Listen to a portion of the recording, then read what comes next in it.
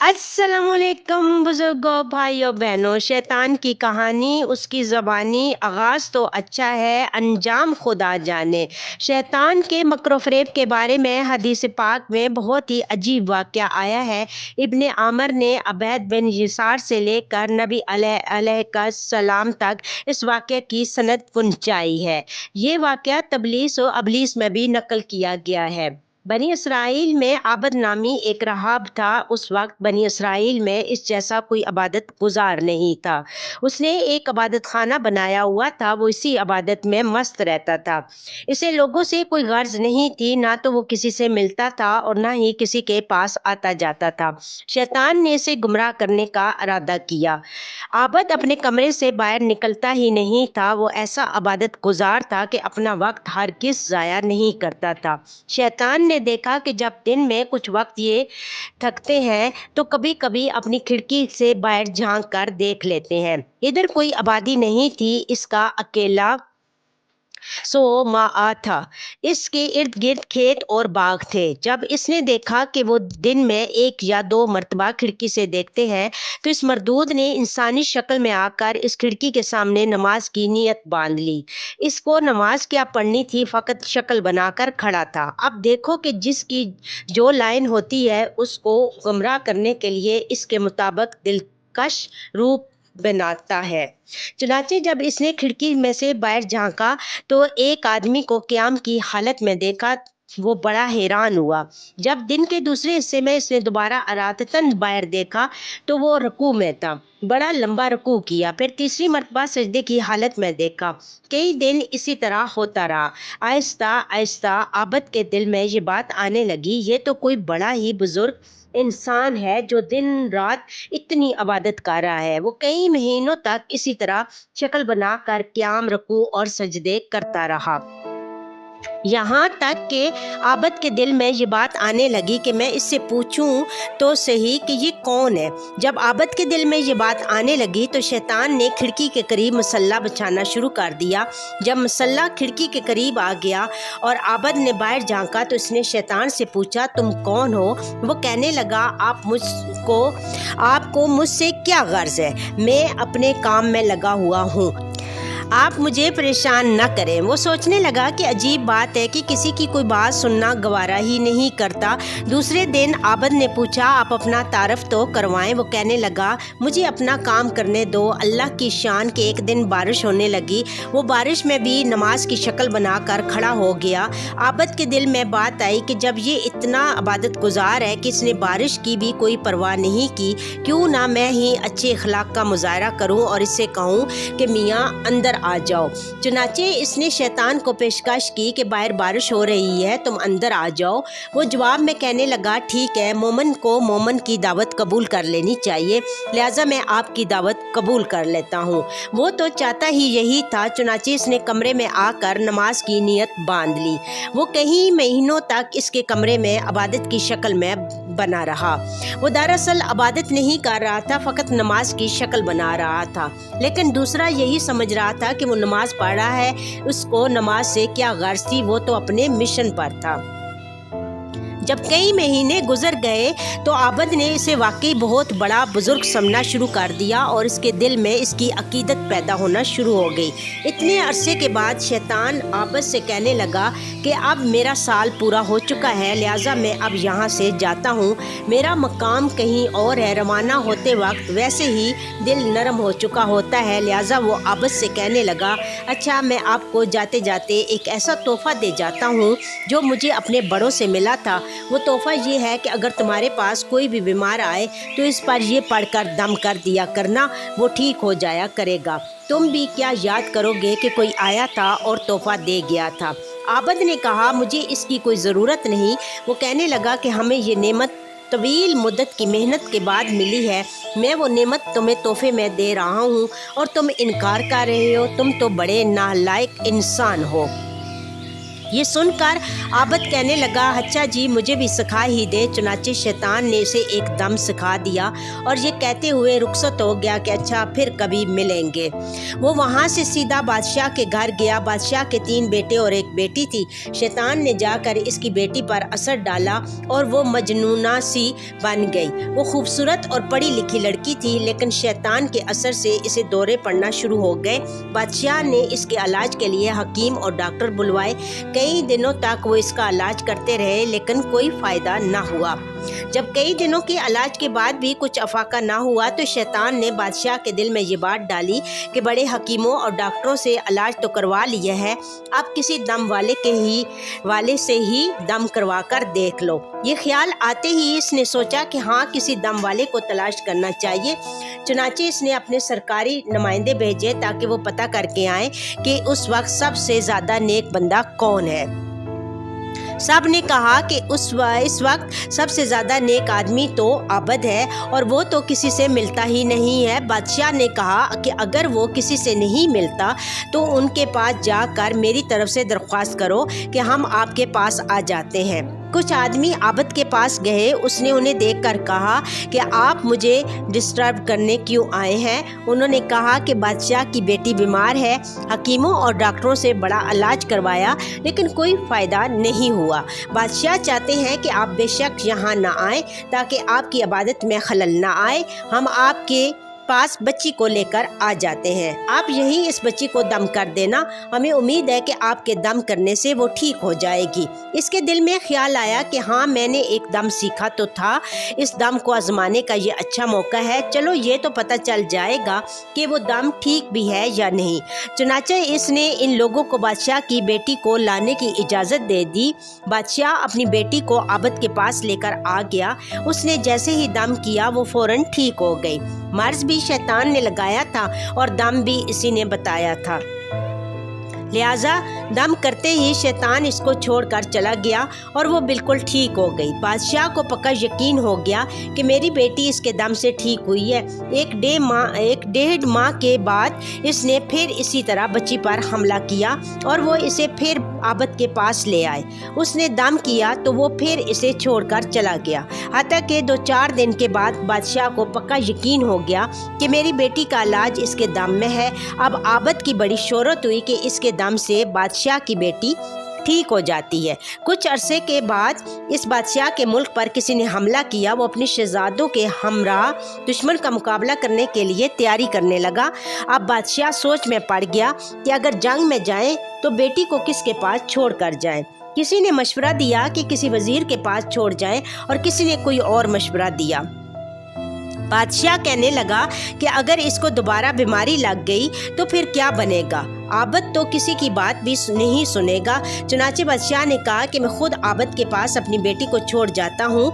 देखो शैतान कैसे जोड़ मिला रहा है। बादशाह अपने 3 बेटों और बेटी को लेकर आबद के पास पहुँच गया और कहने लगा कि हम जंग पर जा रहे हैं, ज़िंदगी और मौत का पता नहीं है। मुझे इस वक्त सबसे ज़्यादा एतमाद तुम पर ही है और मेरी बेटी का इलाज भी तुम्हारे ही पास है, लिहाजा मैं चाहता हूँ कि ये बच्ची तुम्हारे पास ही ठहर जाए।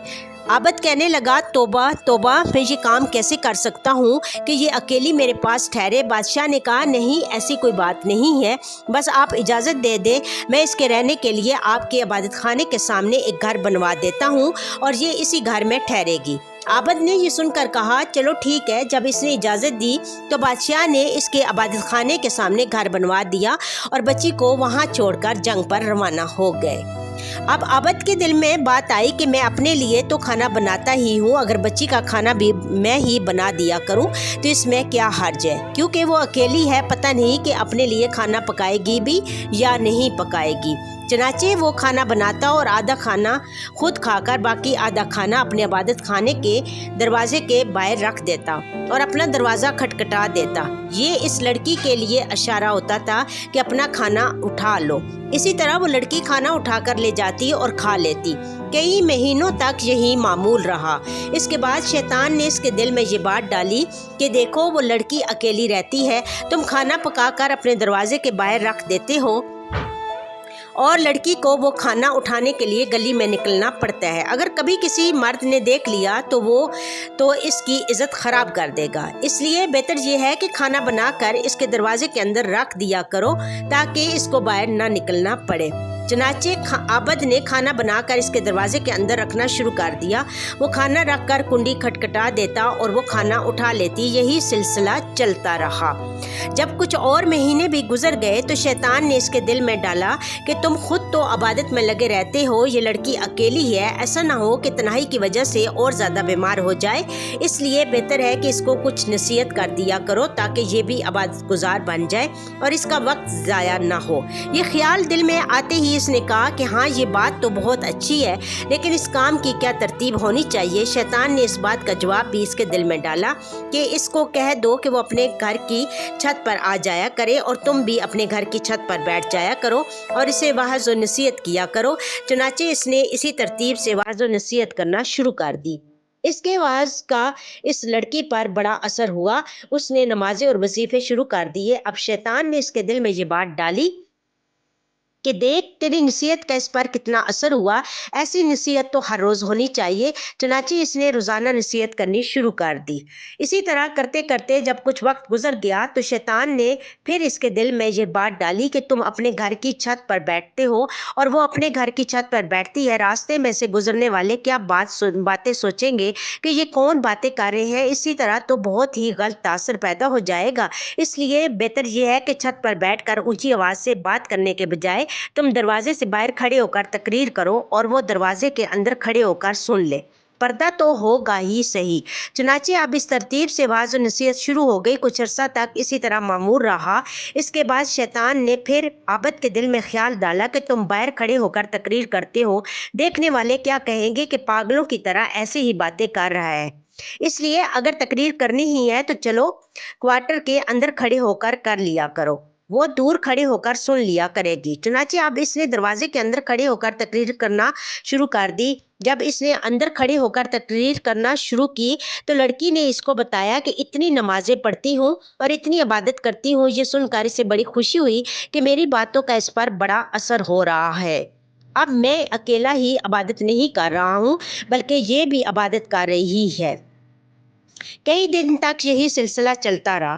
بالآخر شیطان نے لڑکی کے دل میں عابد کی محبت ڈالی اور عابد کے دل میں لڑکی کی محبت ڈالی۔ چنانچہ لڑکی نے کہا کہ آپ جو کھڑے کھڑے بیان کرتے ہیں، میں آپ کے لیے چرپائی ڈال دیا کروں گی، آپ اس پر بیٹھ کر بیان کر دیا کرنا اور میں دور بیٹھ کر سن لیا کروں گی۔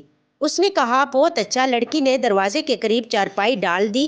عابد اس پر بیٹھ کر نصیحت کرتا رہا اور لڑکی دور بیٹھ کر بات سنتی رہی۔ اسی دوران شیطان نے عابد کے دل میں لڑکی کے لیے بڑی شفقت و ہمدردی پیدا کر دی۔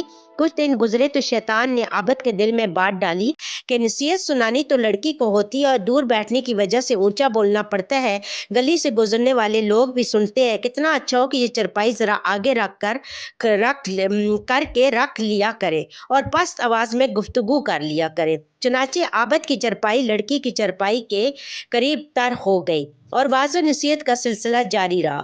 کچھ عرصہ اسی طرح گزرا تو شیطان نے لڑکی کو مزین کر کے عابد کے سامنے پیش کرنا شروع کر دیا اور وہ یوں اس لڑکی کے حسن و جمال کا گرویدہ ہوتا گیا۔ اب شیطان نے عابد کے دل میں جوانی کے خیالات ڈالنا شروع کر دیے، حتیٰ کہ عابد کا دل عبادت خانے سے اچاٹ ہو گیا اور اس کا زیادہ وقت لڑکی سے باتیں کرنے میں گزر جاتا۔ سال گزر چکا تھا۔ ایک دفعہ شہزادوں نے آ کر شہزادی خبر گیری کی تو شہزادی کو خوش و خرم پایا اور رحاب کے گن گاتے دیکھا۔ شہزادوں کو لڑائی کے لیے دوبارہ سفر پر جانا تھا، اس لیے وہ مطمئن ہو کر چلے گئے۔ اب شہزادوں کے جانے کے بعد شیطان نے اپنی کوششیں تیز تر کر دی۔ چنانچہ اس نے عابد کے دل میں لڑکی کا عشق پیدا کر دیا اور لڑکی کے دل میں عابد کا عشق بھر دیا، حتیٰ کہ دونوں طرف برابر کی آگ سلگ اٹھی۔ اب جس وقت عابد نصیحت کرتا تو سارا وقت اس کی نگاہیں شہزادی کے چہرے پر جمی رہتی۔ شیطان لڑکی کو ناز و انداز سکھاتا اور وہ سراپا نازنین رشک کمر اپنے انداز و طوار سے عابد کا دل لبھاتی، حتیٰ کہ عابد نے علیحدہ چرپائی پر بیٹھنے کے بجائے لڑکی کے ساتھ ایک ہی چرپائی پر بیٹھنا شروع کر دیا۔ اب اس کی نگاہیں جب شہزادی کے چہرے پر پڑی تو اس نے اسے سراپا حسن و جمال اور جاذب نظر پایا۔ چنانچہ عابد اپنے شہوانی جذبات پر قابو نہ رکھ سکا اور اس شہزادی کی طرف ہاتھ بڑھایا۔ شہزادی نے مسکرا کر اس کی حوصلہ افزائی کی، یہاں تک کہ عابد زنا کا مرتکب ہو گیا۔ جب دونوں کے درمیان سے حیا کی دیوار ہٹ گئی اور زنا کے مرتکب ہوئے تو وہ آپس میں میاں بیوی کی طرح رہنے لگے۔ اسی دوران شہزادی حاملہ ہو گئی۔ اب عابد کو فکر لاحق ہوئی کہ اگر کسی کو پتہ چل گیا تو کیا بنے گا، مگر شیطان نے اس کے دل میں خیال ڈالا کہ کوئی فکر کی بات نہیں، جب واضح حمل ہوگا تو نومولود کو زندہ درگور کر دینا اور لڑکی کو سمجھا دینا، وہ اپنا بھی عیب چھپائے گی اور تمہارا عیب بھی چھپائے گی۔ اس خیال کے آتے ہی ڈر اور خوف کے تمام حجاب دور ہو گئے اور عابد بے خوف و خطر ہوس پرستی اور نفس پرستی میں مشغول رہا۔ ایک وہ دن بھی آیا جب اس شہزادی نے بچے کو جنم دیا۔ جب بچے کو وہ دودھ پلانے لگی تو شیطان نے عابد کے دل میں ڈالا کہ اب تو 1.5-2 سال گزر گئے ہیں اور بادشاہ اور دیگر لوگ جنگ سے واپس آنے والے ہیں، شہزادی ان کو سارا ماجرا سنا دے گی، اس لیے تم اس کا بیٹا کسی بہانے سے قتل کر دو تاکہ گناہ کا ثبوت نہ رہے۔ چنانچہ ایک دفعہ شہزادی سوئی ہوئی تھی، اس نے بچے کو اٹھایا اور قتل کر کے گھر کے صحن میں دبا دیا۔ اب ماں تو ماں ہی ہوتی ہے۔ جب وہ اٹھی تو اس نے کہا میرا بیٹا کدھر ہے؟ اس نے کہا مجھے تو کوئی خبر نہیں ہے۔ ماں نے ادھر ادھر دیکھا تو بیٹے کا کہیں سراغ نہ ملا، چنانچہ وہ اس سے خفا ہونے لگی۔ جب وہ خفا ہونے لگی تو شیطان نے عابد کے دل میں بات ڈالی کہ دیکھو یہ ماں ہے، یہ اپنے بچے کو ہرگز نہیں بھولے گی، پہلے تو یہ معلوم یہ بتاتی یا نہ بتاتی، اب تو یہ ضرور بتا دے گی، لہٰذا اب ایک ہی علاج باقی ہے، لڑکی کو بھی قتل کر دو تاکہ نہ رہے بانس نہ بجے بانسری۔ جب بادشاہ آ کر پوچھے گا تو بتا دینا کہ وہ بیمار ہوئی تھی اور مر گئی تھی۔ جیسے ہی اس کے دل میں یہ بات آئی کہنے لگا کہ بالکل ٹھیک ہے، چنانچہ اس نے لڑکی کو بھی قتل کر دیا اور لڑکے کے ساتھ ہی صحن میں دفن کر دیا۔ اس کے بعد وہ اپنی عبادت میں لگ گیا۔ کچھ مہینوں کے بعد بادشاہ سلامت واپس آ گئے۔ اس نے بیٹوں کو بھیجا کہ جاؤ اپنی بہن کو لے آؤ۔ وہ عابد کے پاس آئے اور کہنے لگے جی ہماری بہن آپ کے پاس تھی، ہم اسے لینے آئے ہیں۔ عابد ان کی بات سن کر رو پڑا اور کہنے لگا کہ آپ کی بہن بہت اچھی تھی، بڑی نیک تھی اور ایسے ایسے عبادت کرتی تھی، لیکن وہ اللہ کو پیاری ہو گئی۔ یہ صحن میں اس کی قبر ہے۔ بھائیوں نے جب سنا تو رو دھو کر واپس چلے گئے۔ گھر جا کر جب وہ رات کو سوئے تو شیطان خواب میں بڑے بھائی کے پاس گیا اور اسے پوچھنے لگا بتاؤ تمہاری بہن کا کیا بنا؟ وہ کہنے لگا کہ ہم جنگ کے لیے گئے ہوئے تھے، اسے عابد کے پاس چھوڑ کر گئے تھے، وہ اب فوت ہو چکی ہے۔ شیطان کہنے لگا وہ تو فوت نہیں ہوئی۔ اس نے پوچھا کہ اگر فوت نہیں ہوئی تو پھر کیا ہوا؟ وہ کہنے لگا عابد نے خود یہ کرتوت کیا ہے اور اس نے خود اسے قتل کیا ہے اور فلاں جگہ اسے دفن کیا اور بچے کو اس نے اسی کے ساتھ دفن کیا ہے۔ اس کے بعد وہ خواب میں ہی اس کے درمیانے بھائی کے پاس گیا اور اس کو بھی یہی کچھ کہا اور پھر اس کے چھوٹے بھائی کے پاس جا کر بھی یہی کچھ کہا۔ تینوں بھائی جب صبح اٹھے تو ایک نے کہا کہ میں نے ایک خواب دیکھا ہے، دوسرے نے کہا میں نے یہی خواب دیکھا اور تیسرے نے کہا میں نے بھی یہی خواب دیکھا ہے۔ وہ آپس میں کہنے لگے یہ عجیب اتفاق ہے کہ سب کو ایک جیسا خواب آیا ہے۔ سب سے چھوٹے بھائی نے کہا یہ اتفاق کی بات نہیں ہے بلکہ میں تو جا کر تحقیق کروں گا۔ دوسرے نے کہا چھوڑو یہ کون سی بات ہے، جانے دو۔ وہ کہنے لگا کہ نہیں میں تو ضرور تفتیش کروں گا۔ چنانچہ چھوٹا بھائی غصے میں آ کر چل پڑا۔ اسے دیکھ کر باقی بھائی بھی اس کے ساتھ ہو لیے۔ انہوں نے جب جا کر زمین کو کھودا تو انہیں اس میں بہن کی ہڈیاں بھی مل گئیں اور ساتھ ہی چھوٹے سے بچے کی ہڈیوں کا ڈھانچہ بھی مل گیا۔ جب ثبوت مل گیا تو انہوں نے عابد کو گرفتار کر لیا۔ اسے جب قاضی کے پاس لے کر جایا گیا تو اس نے قاضی کے روبرو اپنے اس گنونے اور مکروہ فعل کا اقرار کر لیا اور قاضی نے عابد کو پھانسی دینے کا حکم دے دیا۔ جب عابد کو پھانسی کے تختے پر لایا گیا تو اس کے گلے میں پھندا ڈالا گیا اور پھر پھندا کھینچنے کا وقت آیا تو پھندا کھینچنے سے عین 2-4 لمحے پہلے شیطان اس کے پاس وہی عبادت گزار کی شکل میں آیا۔ وہ اس سے کہنے لگا کہ کیا مجھے پہچانتے ہو کہ میں کون ہوں؟ عابد نے کہا ہاں میں تمہیں پہچانتا ہوں، تم وہی عبادت گزار ہو جس نے مجھے وہ دم بتایا تھا۔ شیطان نے کہا وہ دم بھی آپ کو میں نے بتایا تھا، لڑکی کو بھی میں نے آپ پر اپنا اثر ڈال کر بیمار کیا تھا، اسے قتل بھی میں نے تجھ سے کروایا تھا اور اگر اب تم بچنا چاہتے ہو تو میں تجھے بچا سکتا ہوں۔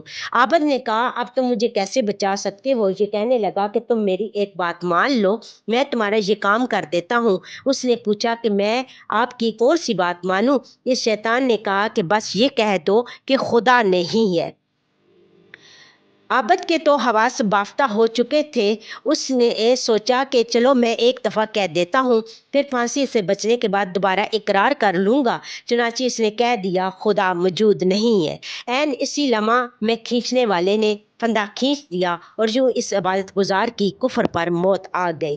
اس سے اندازہ لگائیے کہ یہ کتنی لانگ ٹرم پلاننگ کر کے انسان کو گناہ کے قریب کرتا چلا جاتا ہے۔ اس سے انسان نہیں بچ سکتا، اللہ ہی اس سے بچا سکتا ہے۔ لہٰذا اللہ رب العزت کے حضور یوں دعا مانگنی چاہیے، اے اللہ ہمیں شیطان مردود کے شر سے محفوظ فرما۔ اے پروردگار میں آپ کی پناہ مانگتا ہوں اس سے کہ شیطان میرے پاس آئے۔ اللہ تعالیٰ ہم سب کو شیطان کے مردود سے شر سے اللہ تعالیٰ کی پناہ میں رکھے۔ اللہ تعالیٰ ہم کو اپنی پناہ میں رکھے۔ اللہ تعالیٰ ہم سب مسلمانوں کو صراط مستقیم پر چلنے کی توفیق عطا فرمائے۔ اللہ تعالیٰ ہم سب کو شیطان کے شر سے محفوظ رکھے۔ اللہ تعالیٰ ہمیں نیکی کے کام کرنے کی توفیق دے۔ اللہ تعالیٰ جو بیمار ہیں اللہ پاک ان کو شفائے کاملہ عطا فرمائے۔ اللہ تعالیٰ ہم سب کو اپنے بزرگوں کی، بڑوں کی ادب اور خدمت کرنے کی توفیق عطا فرمائے۔ اللہ تعالیٰ جو بھی مسلمان جہاں جہاں جو بھی مشکلوں، آفتوں، پریشانیوں، آزمائشوں میں اللہ تعالیٰ ہم سب کی غیبی مدد فرمائے اور اللہ تعالیٰ ہم پر ہمیشہ اپنی خاص فضل اور کرم کی نظر کرے۔ آمین یا رب العالمین۔ آپ ہمیشہ اپنوں کے ساتھ ہنستے مسکراتے رہے۔ میرے چینل کو لائک، شیئر، سبسکرائب کریں۔ تھینک یو، جزاک اللہ خیر کثیر۔